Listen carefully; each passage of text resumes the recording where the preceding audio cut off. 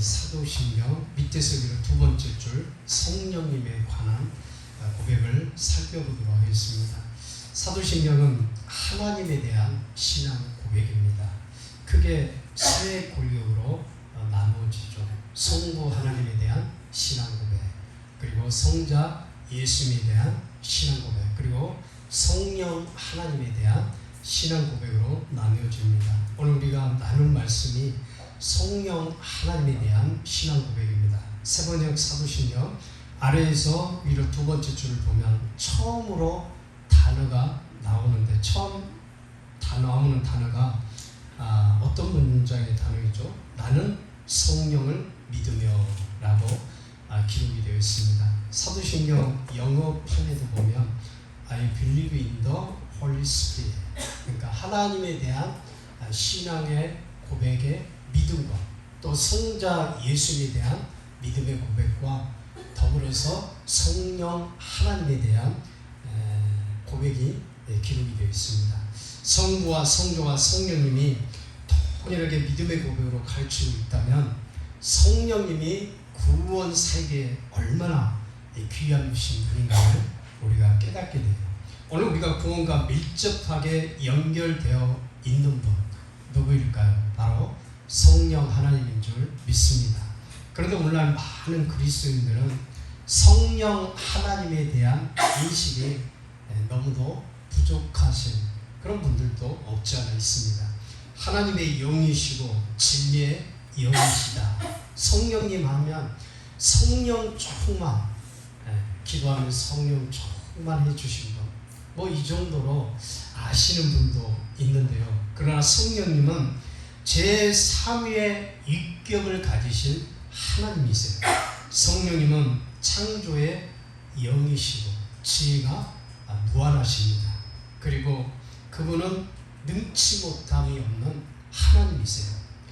여러분, 성령 하나님이 능치 못한 하나님이심을 믿습니까? 성령 하나님은 무한하시고 지혜가 한이 없으시고 못할 일이 없는, 능치 못할 일이 없으신 하나님이세요. 우린 그렇기 때문에 오늘 이 사도신경의 고백을 통해서 더 우리 성령 하나님에 대해서 알 필요가 있습니다. A.W. 토저라는 분이 이런 말을 했어요. 거의 대부분의 기독교 교회에서 성령은 전반적으로 무시되고 있다.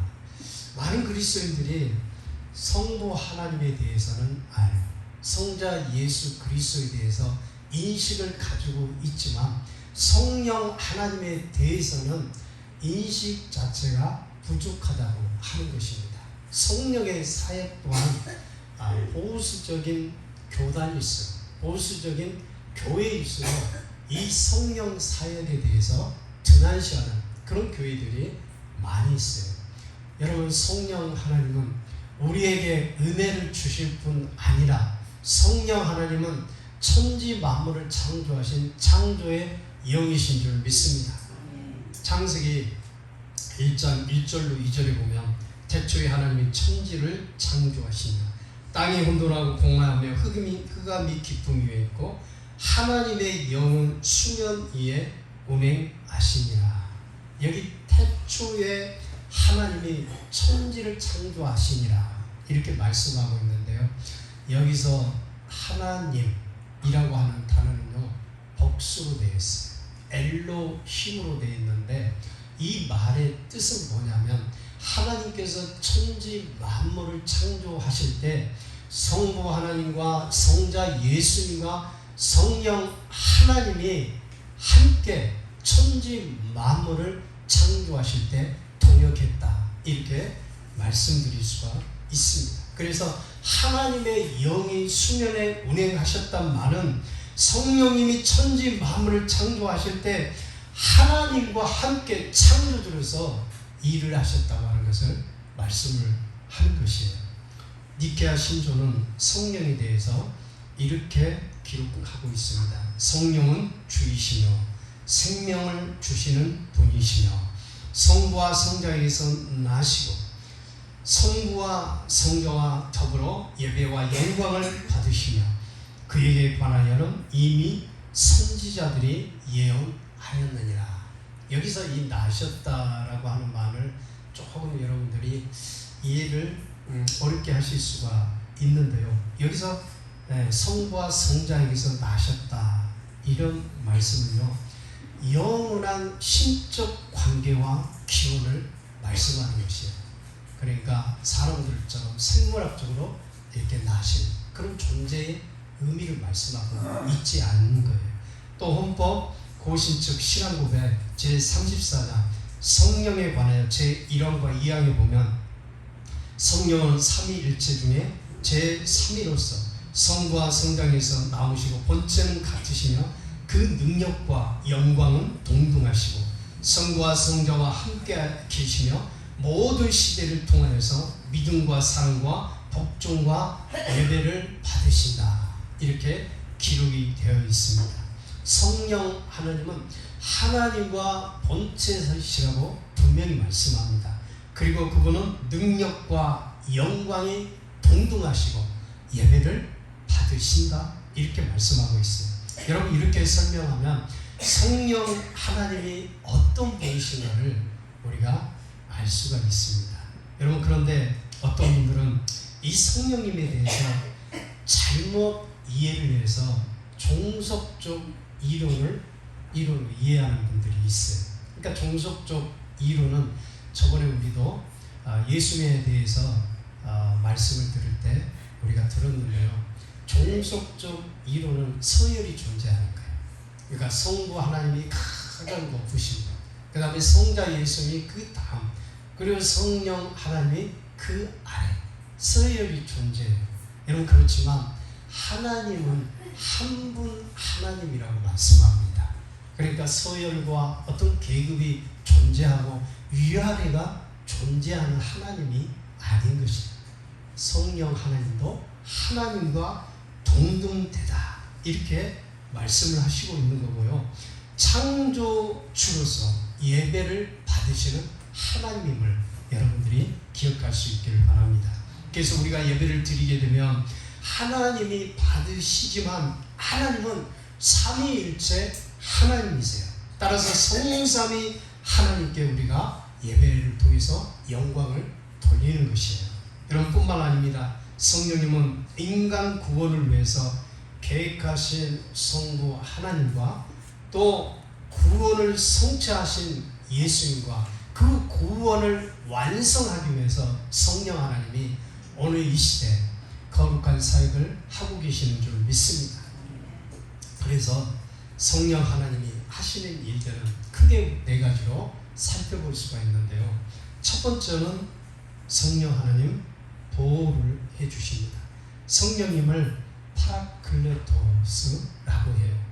그러니까 이 말은 보혜사라고 하는 뜻이 있습니다. 오늘 보면 16절에 보면 이렇게 말씀하죠. 내가 아버지께 구하겠으니 그가 또 다른 보혜사를 너희에게 주사 영원토록 너희와 함께 있게 하리니. 자, 예수님께서 또 다른 보혜사를 말씀하고 있어요. 또 다른 보혜사는 누구를 말씀합니까? 성령 하나님을 말씀합니다. 예수님께서도 저와 여러분들의 보혜사가 되시지만 또 다른 보혜사는 성령 하나님을 말씀하시는 거예요. 예수님께서 하늘에 가시면서 우리를 보호해 주실 성령 하나님을 보내주시겠다. 그래서 그 성령 하나님을 통해서 예수님은 함께 하시고 우리를 늘 돌봐주시고 우리와 함께 하시는 하나님임을 분명히 말씀을 하고 있습니다. 여러분, 그렇기 때문에 우리는 삶 속에서 어려운 일을 만난다거나 또 슬픈 일, 아픈 일, 때로는 고난, 또 고통, 이런 일들을 겪을 때마다 하나님, 왜 저를 홀로 버려두고 계시다요? 여러분, 이런 기도보다는 하나님, 나에게 이런 시련과 어려움과 이 슬픔을 이기게 해 주옵소서. 성령 하나님, 나를 도와 주옵소서. 이렇게 기도할 때 성령님이 그 슬픔과 어려움과 환난과 또 고통에서 우리를 이기게 하시고 또 우리를 평안하게 모든 삶 가운데서 인도하실 줄 믿습니다. 여러분들을 성령 하나님이 이 시간도 돌보시고 여러분의 마음을 주장하시기에 오늘 이 자리에 나와서 하나님께 예배를 드리는 거예요. 우리 마음에 만약에 성령 하나님이 떠나시면 우리가 예배 드리는 그 마음이 생길까요? 마음이 들지 않아요. 우리가 하나님을 찬양하고 영광 돌리는 이런 마음, 긍휼히 여기는 마음, 이런 마음도 예수 사랑의 마음이 들지 않는 거예요. 성령께서 우리의 마음을 하나님의 마음으로 인도하시는 거예요. 그러니 여러분, 우리 성령 하나님이 우리에게 얼마나 좋으신 분이겠어요. 영원토록 우리와 함께 해주신다고 말씀하고 있어요. 요한복음 14장 18절에 보면 내가 너희를 고와 같이 버려두지 아니하고 너희에게 오리라. 히브리서 13장 5절에 보면 내가 과연 너희를 버리지 아니하고 과연 너희를 떠나지 아니하리라. 성령께서 오늘 이 시간에 함께 해주셔서 우리의 한 사람 한 사람 영원토록 우리의 모든 생명이 다하는 그날까지 우리 주님이 함께 하시는 줄 믿습니다.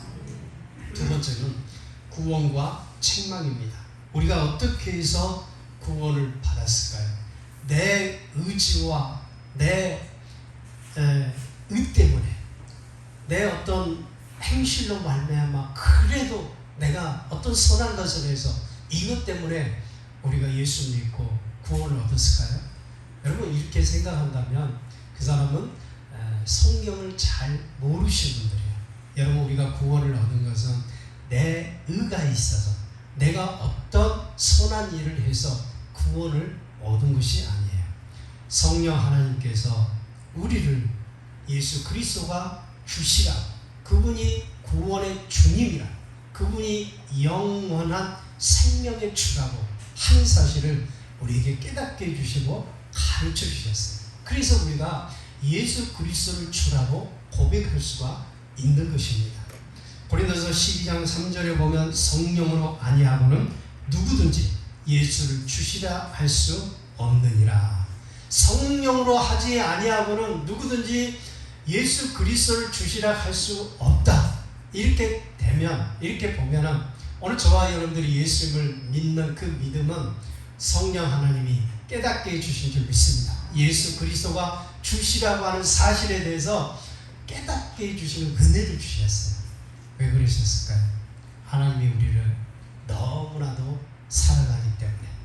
오늘 저와 여러분들을 하나님이 사랑함으로 예수님의 핏값을 주시고 사신 줄 믿습니다.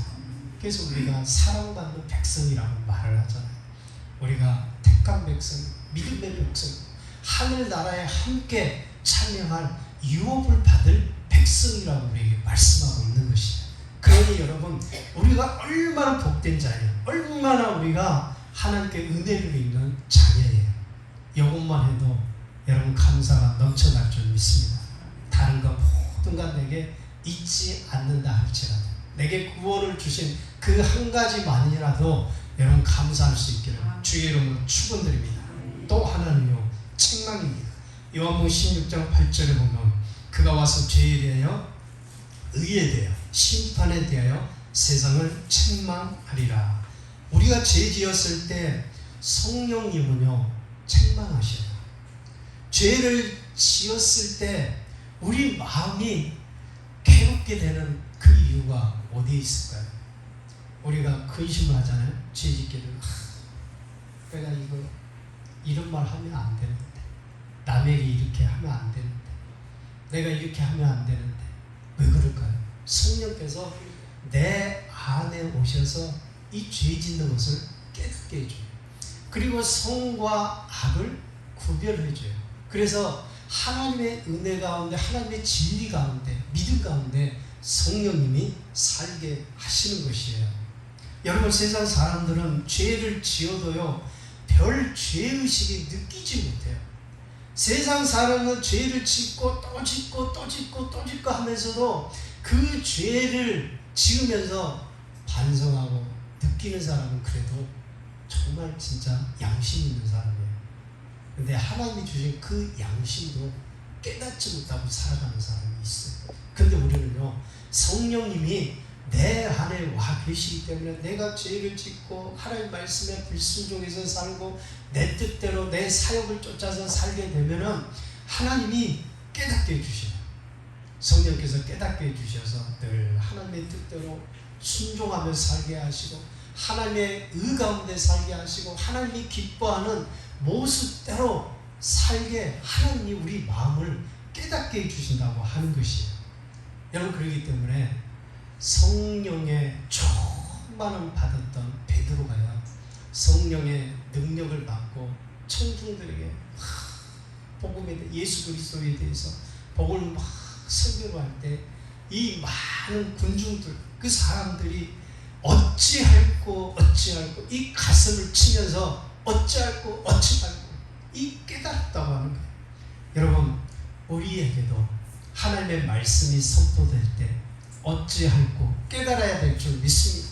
이게 여러분 그리스도인이라면, 내가 성령 하나님을 의지하고 믿음으로 사는 그리스도인이라고 한다면 당연히 내가 죄를 지었을 때 깨달아야 정상인 줄 믿습니다. 내가 그리스도인이라고 한다면 죄를 지을 때 깨닫고 그 죄 가운데 돌아서야 되겠구나, 회개해야 되겠구나, 이런 마음이 드는 것이 당연한 그리스도인이에요. 그런데 그런 마음이 전혀 안 들어요. 죄를 짓고도 또 짓고도 하는데 자각하는 마음, 반성하는 마음, 그런 마음이 전혀 들지 않아요. 그런 사람은 어떤 사람일까요? 마음에 화인 맞은 사람. 마음에 화인 맞은 사람은요, 이 양심과 마음이 무감각하기 때문에 전혀 죄를 지었음에도 깨닫지 못하는 것이에요. 여러분, 여기까지 가면 신앙이 위험해지는 거예요. 여러분, 우리는 성령님께서 음성을 들려주실 때 깨닫고 돌아오는 사람이 하나님이 기뻐하는 사람이 되는 줄 믿습니다. 그래서 우리가 설교를 들을 때도 그런 마음이 가졌으면 합니다. 10가지 책망을 듣더라도 내 안에 고쳐야 될 부분이 있구나, 내 안에 수정해야 될 부분이 있구나, 내가 돌이켜야 될 그런 부분이 있구나, 그러면서 자신을 돌아보면서 성찰하고 회개하는 사람, 그 사람이 믿음이 자라가는 성숙한 신앙이에요. 그런데 반대로 하나님의 말씀이 들려질 때 정말 그 10가지를 들려줄 때도 9가지 정말 은혜를 받으면서도 그 한 가지 때문에, 하나님의 말씀이 선포될 때 그 한 가지 때문에, 그 말씀이 왜 목사님이 저런 말을 전하지, 저런 설교를 하지, 여러분, 인간적으로 이렇게 들으면요 내 신앙의 성숙이 전혀 없게 되는 거예요. 여러분, 한 가지 내게 부담스러운 말씀이 내게 들려지더라도 그 말씀을 내가 붙잡고 회개하고 나에게 이런 돌이켜야 돼, 그런 부분이 있구나, 회개하면서 돌이킬 때 하나님이 더욱더 성숙하고 믿음을 자라게 하실 줄 믿습니다. 그래서 우리가 성령 하나님의 은혜를 받은 사람이라고 한다면 하나님의 말씀을 들은 대로 깨닫고 그대로 순종하면서 하나님 앞에 믿음으로 살면 돼요. 그러면 믿음의 정말 성숙함을 이뤄갈 수가 있는 것입니다. 세 번째는 인도하심이에요. 성령님은 우리를 인도해 주시는 좋으신 하나님입니다. 구약의 이스라엘 백성들이 광야에 거닐 때 하나님께서요 구름기둥과 불기둥으로, 또 만나가 떨어졌을 때는 만나를 공급해 주시고, 또 물이 떨어졌을 때는 반석을 쳐서 그 반석에 샘물을 내주셔서 이스라엘 백성들의 그 가난 목을 적셔주셨어요.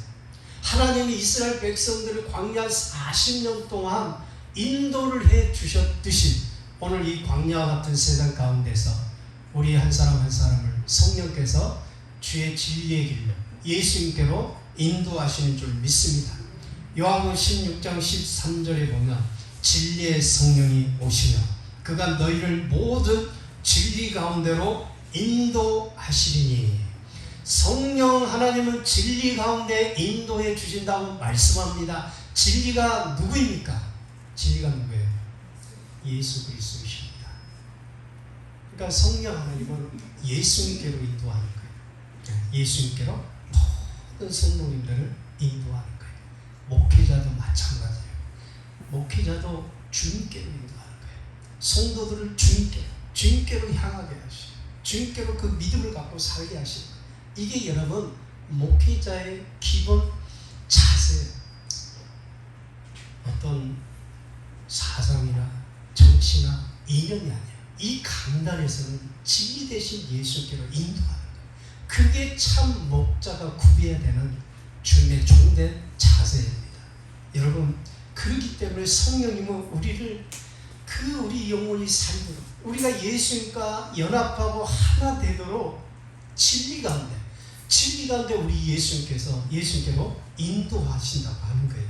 그럼 여러분, 예수님께 따라가는 길이 쉬울까요? 어려울까요? 예수님께 따라가는 길이 여러분 넓은 길일까요? 아니면 좁은 길일까요? 예수님을 따라 사는 것이 참 쉽고 같죠. 그런데 정말 어려울 때가 많아요.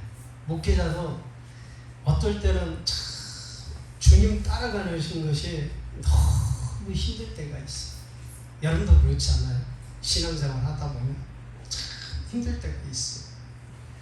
여러분, 우리가 이 부패한 세상에서 진리의 말씀을 쫓아 산다고 하는 것이 결코 쉽지만은 않습니다.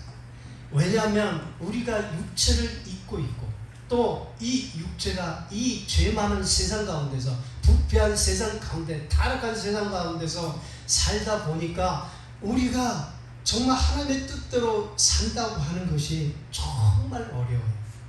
그럴수록 우리가 깨워서 주님의 말씀을 쫓아서 살아가야 될 줄 믿습니다. 저 옆에 동네는 이것저것 그냥 제사도 지내고 우상도 섬기고 그냥 교회 나가고 싶으면 나가고, 교회라겠다, 성당 나오고 싶으면 나가고 나가기 싫으면 말고. 여러분, 이건 신앙인이 주님께로 향하는 그 믿음이 아닌 것이에요. 여러분, 우리가 서로 사랑하면 어떻게 해야 됩니까? 늘 보고 싶잖아요. 그렇죠? 네. 사랑하면 늘 보고 싶고, 늘 목소리 듣고 싶고, 늘 얘기하고 싶은 거예요. 그런데 사랑이 식으면 어떻게 돼요? 만나는 것도 뜸해지고 얘기도 하기 쉽고 그러는 거예요.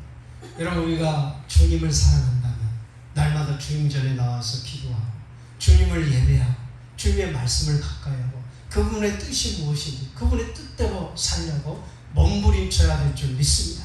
그래서 우리가 육체를 입고 내 시간을 절제하고 내 삶을 뒤로 하고 하나님 은혜 안에서 그분을 기쁘게 하는 삶을 살아가려고 하다 보면은 내가 육체를 입은 거로 힘들 때가 있는 것이에요. 여러분, 그러나 우리가 주의 뜻대로 살고 주님을 기뻐하고 주님의 은혜 가운데 살 때 우리에게 하늘의 기쁨과 하늘의 은혜를 충만하게 부어주실 줄 믿습니다. 마태복음 7장 13절에 보면 좁은 문으로 들어가라. 멸망으로 인도하는 문은 크고 그 길이 넓어 그리로 들어가는 자 많고 생명으로 인도하는 문은 좁고 길이 협착하여 찾는 자가 적음이라.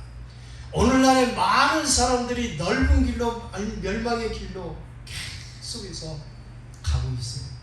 사망의 열차를 타고 그 지옥의 열차를 타고 계속적으로 이렇게 가고 있어요.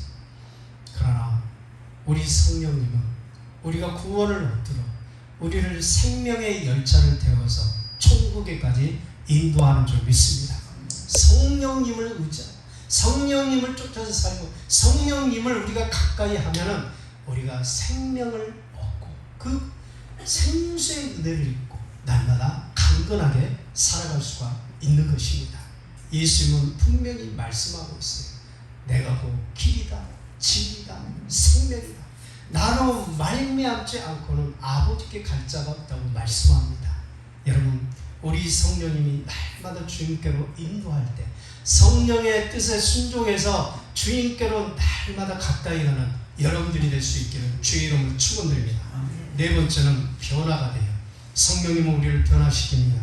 예수를 믿고 성령을 받으면 변화가 됩니다. 요한복음 3장에 보면 유대인의 관원이었던 이 니고데모가 예수님을 찾아왔어요. 예수는 물과 성령으로 거듭나지 아니하면 하나님 나라를 볼 수 없다고 말씀합니다. 하나님의 나라에 들어갈 수 없다고 말씀합니다.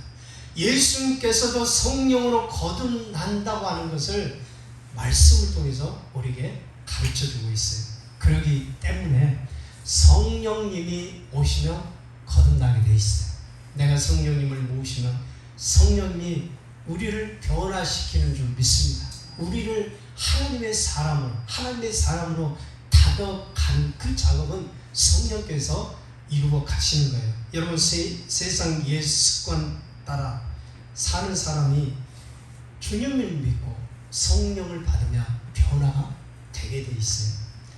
술 취해서 살던 사람도 술 끊게 되고, 마약을 하는 사람도 이 마약 중독에서 해방이 되게 돼 있어요. 도박을 좋아하는 사람도 도박장에 가지 않게 됩니다. 늘상 춤추러 다니는 사람도 가정적인 사람이 돼요. 성질이 괴팍한 사람도 온유한 사람이 되는 줄 믿습니다. 제가 설교 준비를 하면서 어느 예화를 제가 봤어요. 그런데 거기에 보니까 제목이 성령 충만함을 받은 사람의 변화, 이런 제목이 있더라고요. 그래서 성령 충만하면 어떻게 사람이 변화되는가 10가지를 얘기를 하고 있었어요. 그래서 이 10가지 중에 제가 몇 가지만 소개를 해드리도록 할게요. 성령을 받으면요, 나쁜 버릇이 고쳐지게 된대요. 욕을 하는 사람도 욕을 안 하게 돼요. 길가에 침을 뱉으면서 다니는 사람도 침을 안 뱉게 되는 거예요. 그리고 남에게 비판적으로 말을 많이 한 사람도 그것들이 새롭게 되는 거예요. 왜? 성령님이 나의 옛 습관을 변화시켜 주시기 때문이에요. 그리고 영적 가치를 소중히 여기게 된다고 그러는 거예요. 변화되기 전에는 이 땅이 전부였고, 돈이 전부였고, 명예가 전부였고, 내가 출세하고 내가 재물을 많이 모아서 평안하게 기쁘게 사는 게 이게 전부였는데, 이제는 성령님이 나를 변화시켜 주시면 영적 가치가 하늘에 있고 우리 주님께 있는 줄 믿습니다. 주님께 변화가 됩니다. 주님 앞으로 나아가는 거예요. 여러분, 이 세상에서 주님보다 더 소중한 분이 누가 있겠어요? 주님만이 나의 영혼을 구원할 자예요. 주님만이 나를 천국에 인도하실 분이에요. 그래서 영적 가치가, 영적 삶의 의미도 변화가 되는 것입니다. 그리고 이웃에게 진정으로 관심을 갖게 된다고 하는 거예요. 성령 충만하면 이웃을 사랑하고 관심을 갖게 돼요. 그래서 전도하잖아요. 그래서 사랑을 베풀잖아요. 긍휼히 여기잖아요. 우리가 이런 사랑을 베풀어야 돼요. 그리고 남을 위해서 희생할 줄 아는 사람이 되는 거예요. 옛날에는 남에게 관심이 전혀 없어요. 남이 뭘 하든지, 아픔을 겪든지, 고통이 있든지, 고난을 겪든지.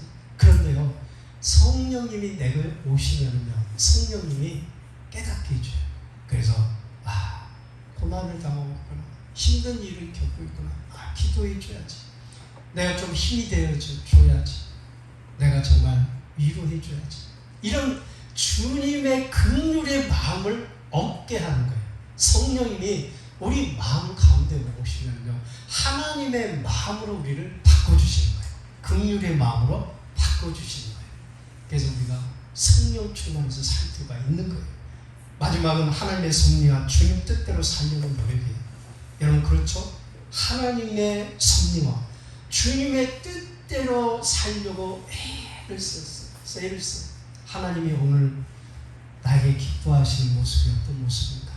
예전에는 내가 기쁘게, 하나님 기쁘게 못했는데 어떻게 하면 하나님이 기뻐하실까? 하나님의 뜻을 쫓고 하나님의 뜻대로 살려고 하는 그런 마음으로 행하게 된다고 하는 거예요.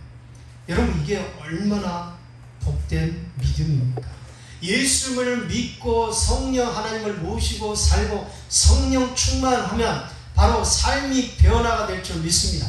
내 인생, 내 삶이 모두가 변화가 될 줄 믿습니다. 여러분, 이와 같은 변화가 왜 일어날까요? 그럼 성령님이 내 안에서 나를 하나님의 사람으로 변화시켜 주시기 때문이에요. 기독교 안에서만 이런 놀라운 변화가 있게 되는 것. 여러분 물론 도덕을 배우고 윤리를 배울 때 세상의 어떤 교훈들을 통해서 일부는 수정이 가능하고 변화가 될 수 있는 것도 사실이에요. 그런데 도루묵이라는 말이 있잖아요. 변화된 듯 싶었는데 또다시 원위치로 돌아가니까. 왜 그럴까요?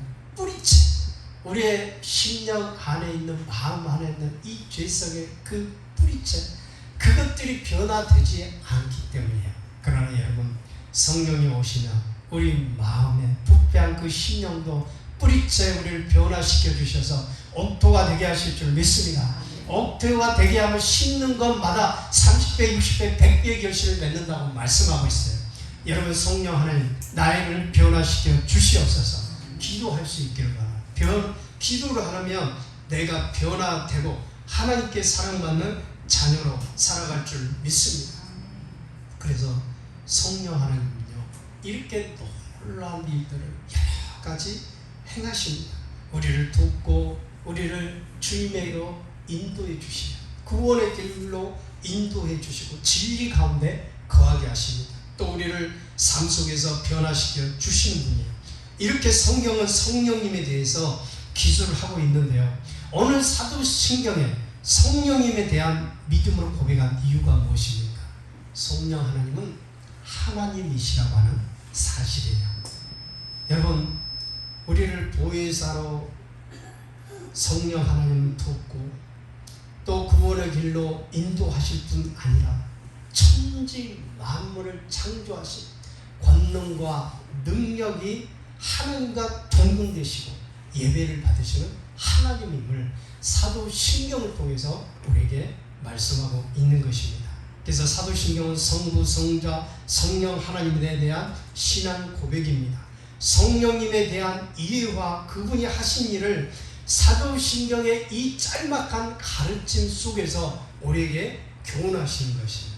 그러면 사랑하는 여러분, 여러분들이 사도신경을 고백할 때 성령 하나님에 대한 고백도 하고 우리 성자 예수에 대한 고백도 하시지만 또한 성령 하나님에 대해서 잘 이해하고 깊이 고백할 수 있는 저와 여러분들이 될 수 있기를 축원드립니다.